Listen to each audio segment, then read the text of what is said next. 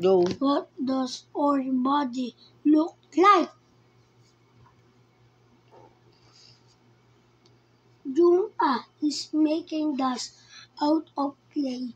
Your order is like to smooth him out to surprise him.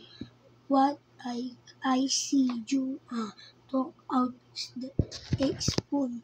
It is and back smoothed out the skin. Wow, Jung-ah, you are really good at making dust. Mommy and Daddy praised her. The next day, Jung-ah took her clay doll to Kindergarten. Every put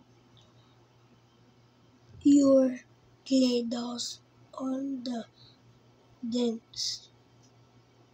The children took out Their their clay dolls.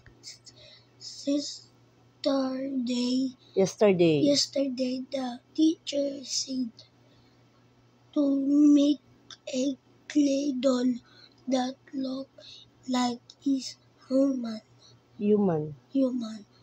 But Chang-Soo doll had ugly, crooked hands and feet. But doll was Boras. doll was lumpy and Ugly. Jung-ah proudly set her doll on her Desk. And taught my dolls the best the presidents.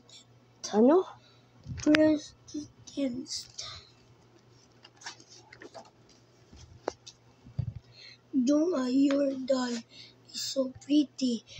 The teacher paid Jung-ah head. Right after that, she held up Chang-Soo doll and said, "Oh, Chang-Soo, what owns inside this doll's body?" Jung-ah, I said, is a silly voice. Yes, it's the human body there. Her bones, I can Chang-Soo doll is cooked hand and feet because of the bones.